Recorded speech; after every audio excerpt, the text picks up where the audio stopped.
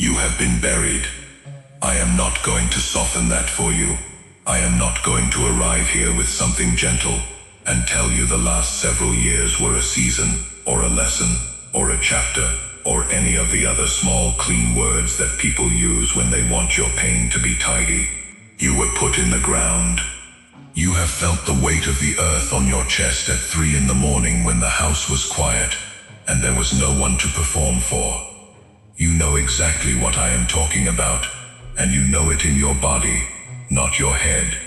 You were buried, and the cruelest part was never the darkness. The darkness you could have survived. The cruelest part was that nobody noticed. There was no ceremony. Nobody stood over the place where you went down and said a single word. The world simply closed over you the way water closes over a stone. And then it went on with its afternoon. That is the wound. Not the falling, the silence afterward. Let me name what you have been carrying, because I think it has been a long time since anyone described it accurately to you. You have watched men with half your ability walk into rooms you were not invited to. You have watched them speak with total confidence about things they barely understood. And you have watched the room lean toward them. And you have sat there with the actual answer in your mouth and swallowed it, because you had learned by then that offering it changed nothing. You have done the work nobody saw. Not once, not for a week, for years. You have stayed after everyone left and fixed what everyone else broke, and gone home and said nothing about it, and then watched someone else be thanked for it the following morning. And you smiled, and you meant the smile, and something in you died a little quieter than the time before. You have been the one they called when it was hard and forgot when it was good. You have loved people who described you to others as difficult. You have carried families who described the carrying as your responsibility and not their debt. You have been the reliable one, which is the most expensive title a man can be given, because reliable means the world stops checking whether you are all right. And somewhere in there, without a specific day you could point to, you stopped expecting to be found. That is the moment I want to talk about, not the wound. The moment after the wound, when you quietly retired the part of yourself that was waiting to be discovered. Because that is the moment everyone thinks is the end, and it is not the end. It is the first honest thing that has happened to you in years. Now listen to me, because this is where the ground shifts. A grave and a garden are dug exactly the same way. Same depth, same dark, same shovel, same silence when the last of the soil goes over. Stand at the edge of either one, and you cannot tell me which is which. The hole does not know, the dirt does not know, and the thing in the bottom of it, in the first hours, in the first winter, in the first unbearable year, the thing at the bottom of it does not know either.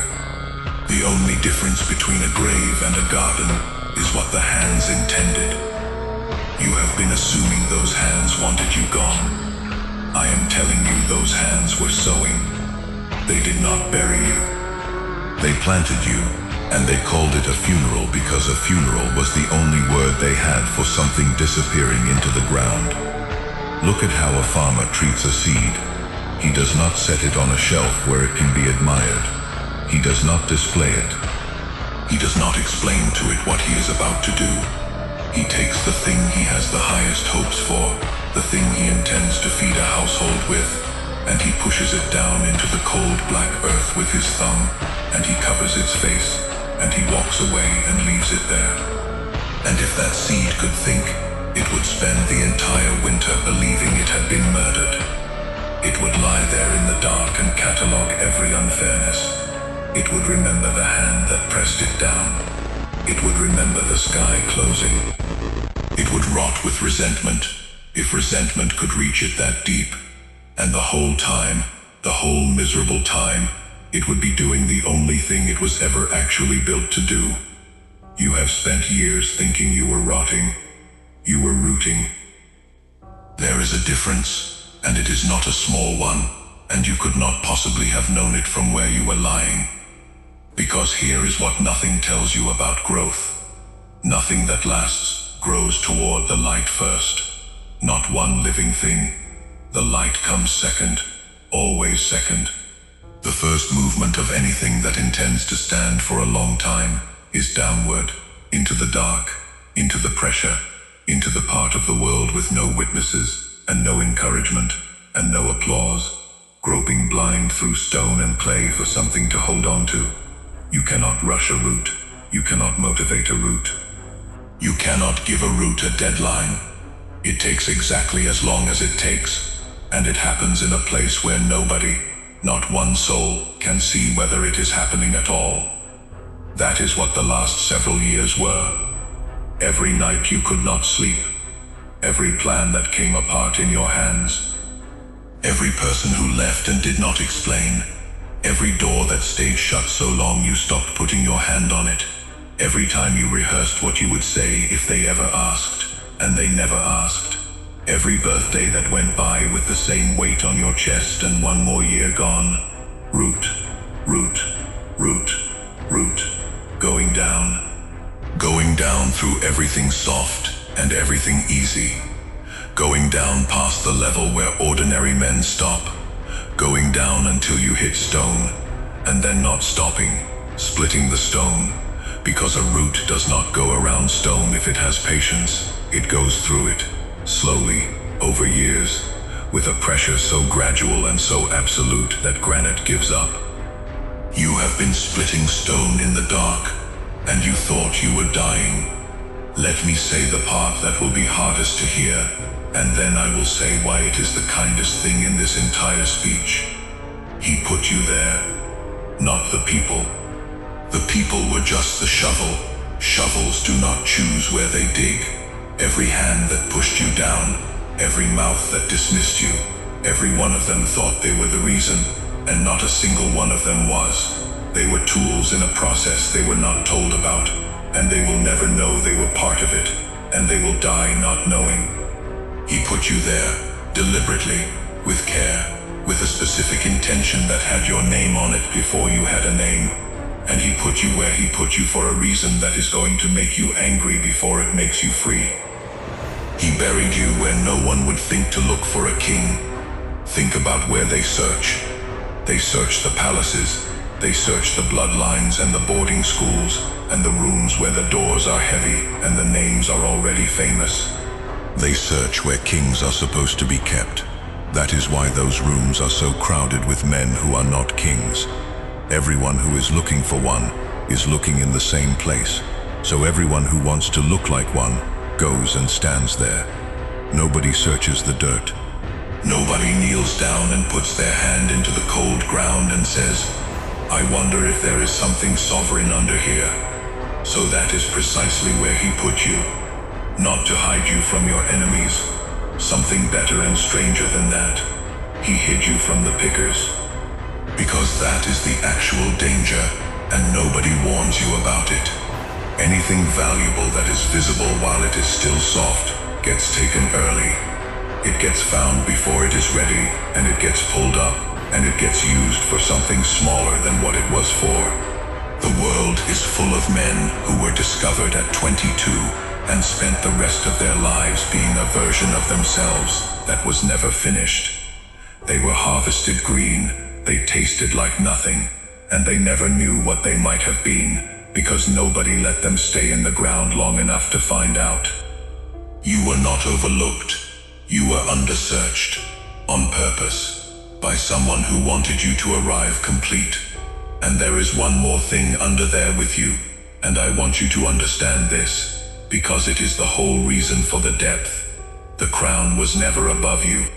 You have spent your entire life looking up, imagining that the thing you were owed was somewhere over your head, in a room on a higher floor, held by people who had not yet decided to give it to you. That is why the waiting felt like begging. That is why every year of obscurity felt like a year of being refused. The crown was underneath you. It was buried deeper than you were, and the only way to reach it was to be put down into the ground, and to keep going down. Every single thing that pushed you further from the surface was pushing you closer to it. The betrayal took you down a level. The failure took you down too. The year you cannot talk about took you down further than you knew a man could go, and you thought that was the bottom, and it was not the bottom. It was the last stretch, and somewhere down there in the black, with no light and no proof and no one coming, your hand closed on something cold and heavy and shaped like it had been waiting. That is why he did not answer when you asked to be lifted. Lifting you would have cost you the crown. Now something has changed, and you have noticed it, and you have not said it out loud because saying it out loud would sound insane. The ground has started to move. Not dramatically. Nothing dramatic ever announces itself. Just a shift, a give, a place where the earth above you is no longer quite as heavy as it was. You have felt it in small things. A room you walked into recently where the conversation adjusted around you and you did not do anything to make it adjust. Someone who used to speak over you leaving a space where you might want to talk. A person you have not thought about in 3 years, suddenly reaching out with nothing much to say. They are feeling the ground move. They do not know what it is. They will explain it to themselves as luck or timing or a mood. But a man does not spend 6 years in the dark splitting stone and then come up unchanged. And every living thing near the surface can feel it when something large is finally coming through. And when it breaks, understand what that will look like from up there. It will look sudden. It will look unearned. It will look like you appeared out of nowhere. And there will be people, plenty of them, who say exactly that. They will say he came out of nowhere. They will say he got lucky. They will say they never saw it coming. And that part will be true. They never did, because they were not looking at the ground. They saw 1 day of surfacing. They did not see the 6 years of root. Do not correct them. This is important. Do not stand there with soil still on your hands and try to explain the winters to people who slept through all of them. They will not understand it, and you will sound like you are asking for credit.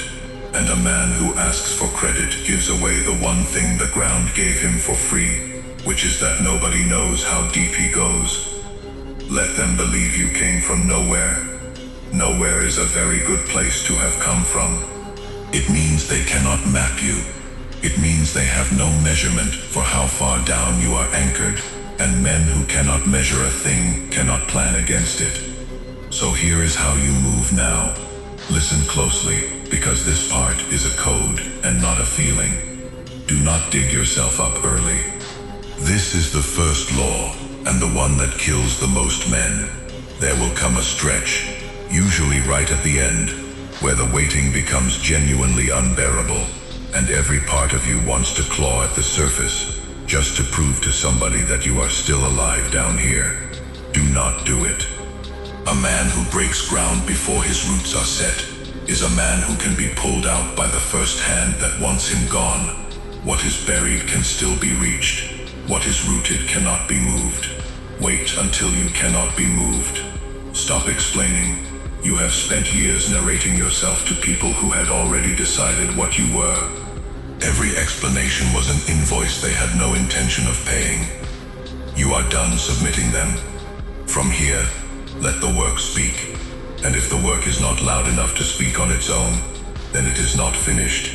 And the answer is more depth, not more words. Do not go looking for the ones who buried you. They are not the point, and they never were. They think they wrote your story. They handed you a shovel and a season, and they walked off, and they have not thought about you since. Going back to make them understand is the same as climbing into the hole a second time voluntarily. You already got out. Do not go back down for an apology that will not be there. Carry the dirt. Do not wash it off, and do not pretend it did not happen. And do not become one of those men who reaches the surface and starts describing his winter as if it was always going to end well. It was not always going to end well. You could have stayed down. Some men do. The dirt on your hands is the only credential you have that cannot be forged. And there will be someone, probably soon, who is exactly as deep as you were. And the only thing on this earth that will reach them is the fact that you have been where they are, and you smell like it. and walk slowly. You have earned a slowness that other men have to fake. There is no hurry left in a man who spent years underground, because hurry is what you feel when you are afraid of missing something, and nothing is going to be taken from you that has not already been taken. Move at the pace of something that grew, not something that was built. You are going to be told, at some point, that you should be bitter about the years. Consider what bitterness actually is. Bitterness is the belief that the time was wasted. And I want you to look at what you are now, honestly, without the flinching, and tell me which part of you came from an easy year. Not one. Not a single load-bearing thing in you came from comfort. The patience came from waiting. The judgment came from being wrong in front of people. The stillness came from having nothing to react with. The reason nobody can flatter you anymore is that you spent so long unflattered that you had to find out what you were worth from the inside. And a man who determined his own value in the dark is a man no one on the surface can price. The years were not the cost of what you are. The years are what you are. So let them keep searching the palaces. Let them keep looking in rooms with high ceilings for a thing that has never once been found in a room. Let them keep interviewing the loud and the polished and the early picked, and let them keep wondering, quietly, in the parts of the night where they are honest, why none of the men they crown ever seem to hold. They will not find him there. They will not find him, because 6 years ago, in a season nobody recorded, a pair of hands opened the ground, and set something down in it, and covered its face, and walked away without explaining anything to anyone. And what those hands put in the earth was not a body. It was a seed with a crown under it, and it has been going down, and down, and down, through the soft ground and the hard ground and the stone, in a darkness with no witness, and no comfort and no promise, splitting granite 1 patient millimeter at a time, holding on to nothing but the fact that it was still holding on. The ground is moving now. You have felt it. Do not rush it, and do not announce it, and do not go up until you cannot be pulled down. But it is moving. And when it finally breaks, and the surface cracks, and the first air in 6 years hits your face, there will be men standing in every palace on this earth, still asking each other where the king is. He was under their feet the entire time. He always was. They were never going to find him, because God does not hide what he is building in the places people are searching. He buried me where no one would think to look for a king, and now I am coming up.